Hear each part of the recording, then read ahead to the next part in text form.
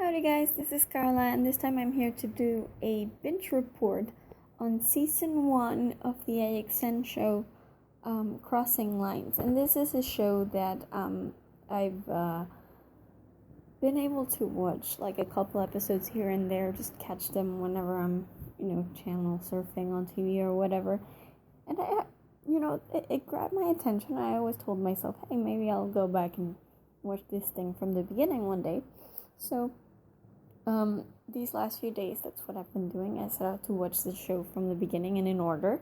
And I just finished season 1. Now I'm going to review it. And I have to say, this show, the reason it grabbed my attention is because, well, first of all, I've always loved Europe. I admire the European people so much, just for the way they have everything so organized. I've been fortunate enough to be able to actually live in Europe for a time. I lived in Berlin for 2.5 years or so, and I love the way everything in Europe is so organized, and the people are so helpful and so goal oriented, and it's I've always held an admiration for Europe. So when I would catch this show on TV, it always kind of caught my attention because it was these situations that I mean, obviously not the crimes, but just the situation in general that felt very familiar to me, the way people reacted, just seeing the landscapes of familiar places, and just familiar cultures, and it really grabbed my attention. So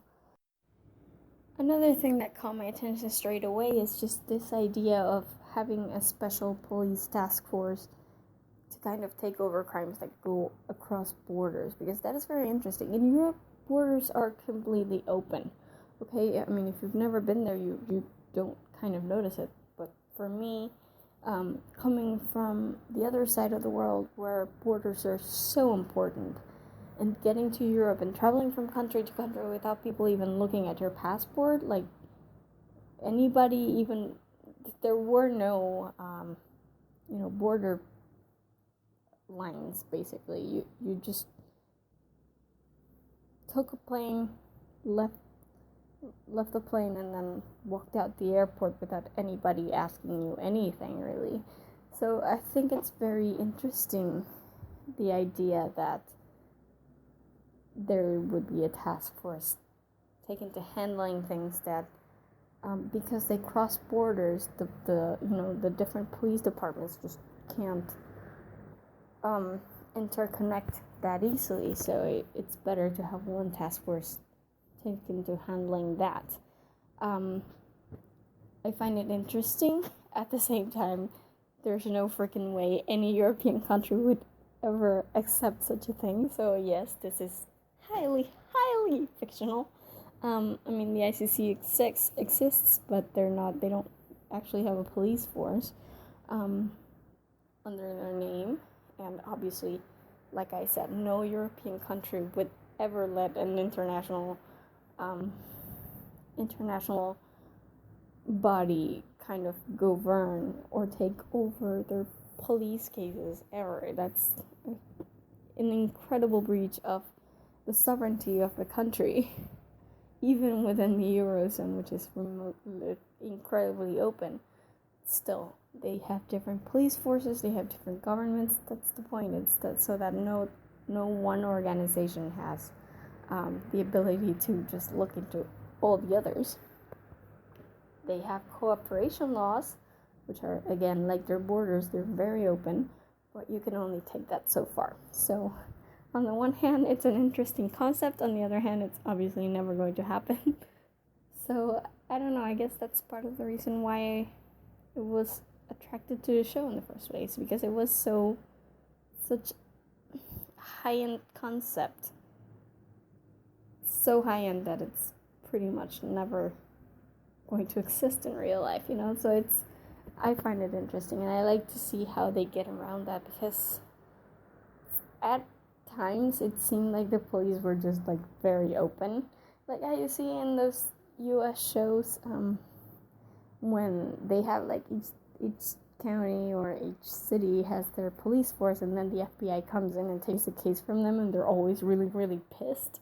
I was expecting more of that here, but we didn't really see much of it. A couple times, but we didn't really see much of the police. They were actually pretty helpful to the team, to the ICC team, mostly because they were in over their heads. I mean, budgets and low budgets and stuff, there's only so much you can do, so having an international body come in and help might be a good thing.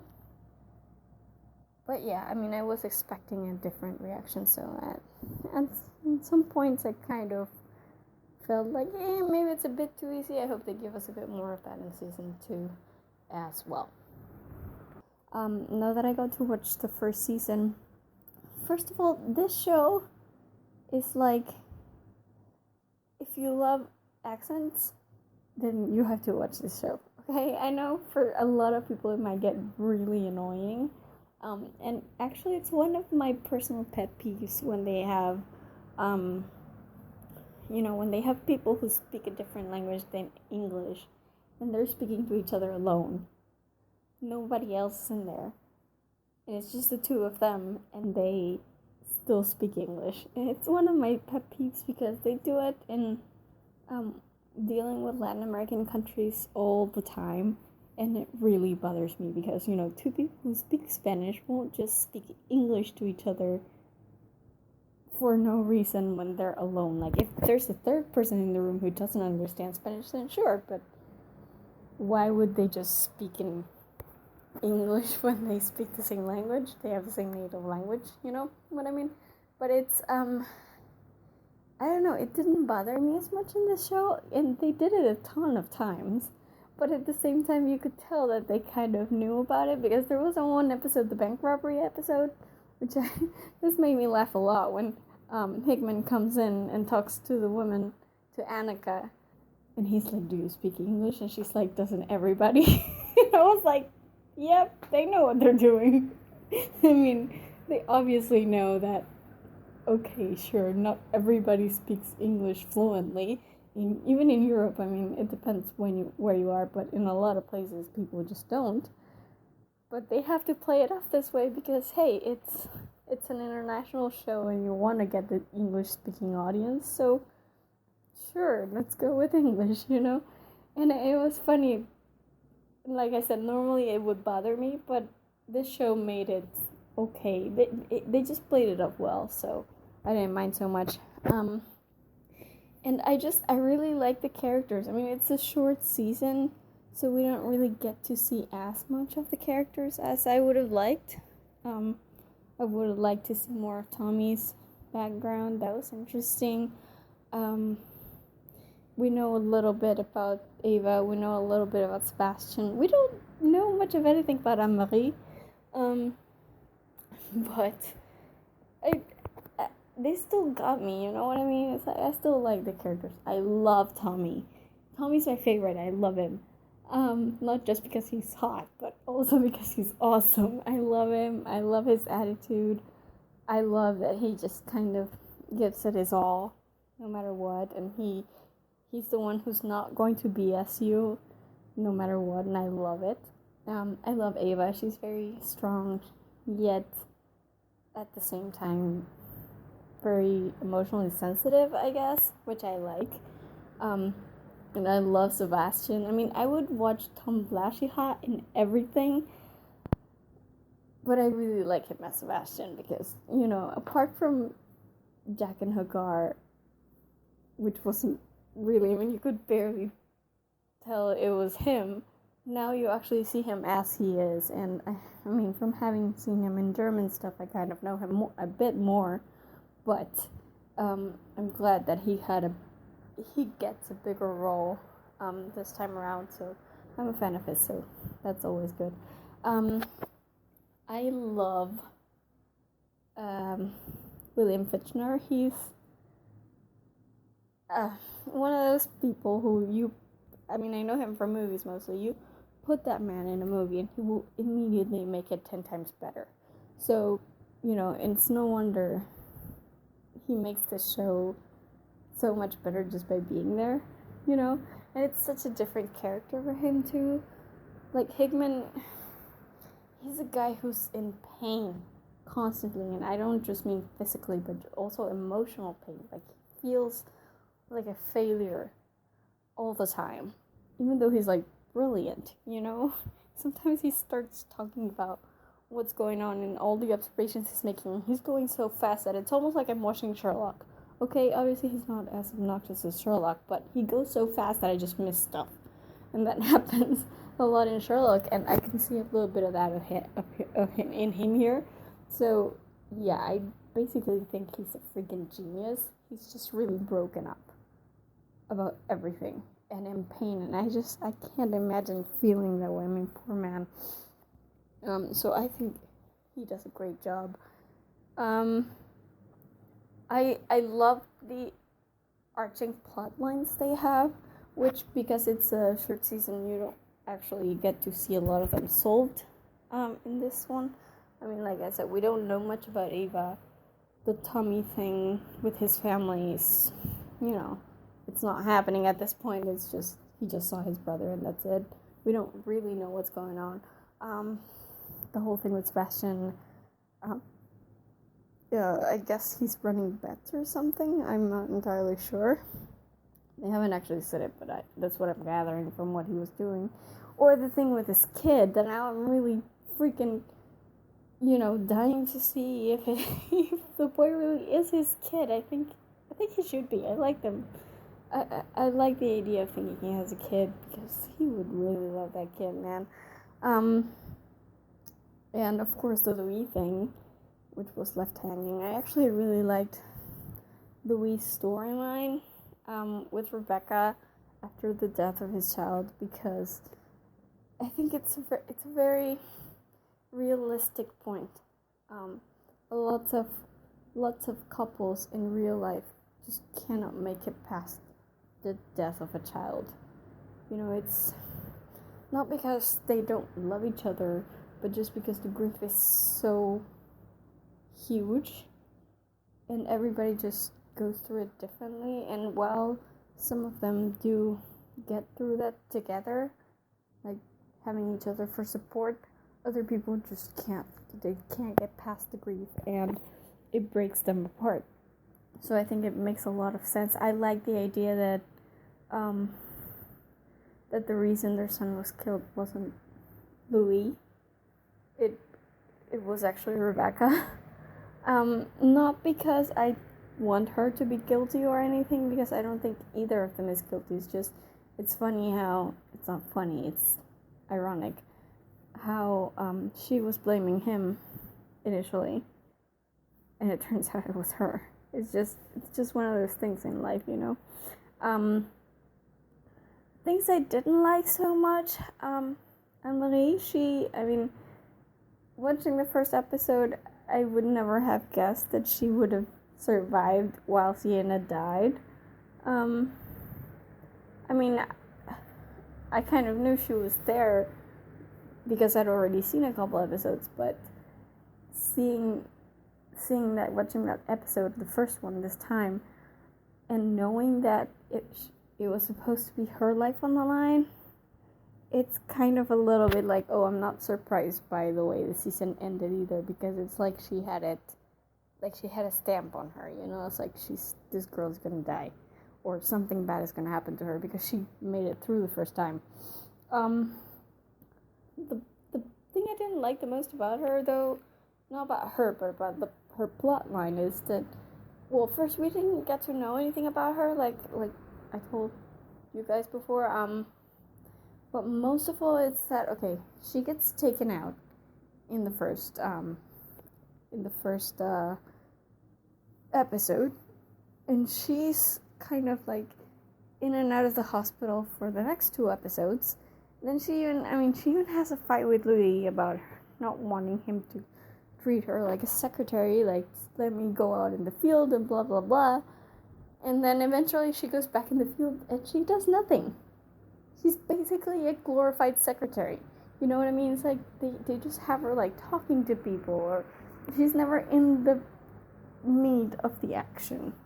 And I didn't necessarily like that because I felt like they were setting her up to be something, like to just kind of go up the ranks in a way, like starting to get more and more confident with each episode. And then she disappeared again.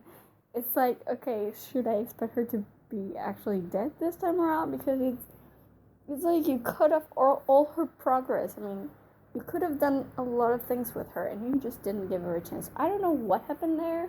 Like, did something happen with the actress or whatnot? But it just felt really weird to me, and I didn't like that.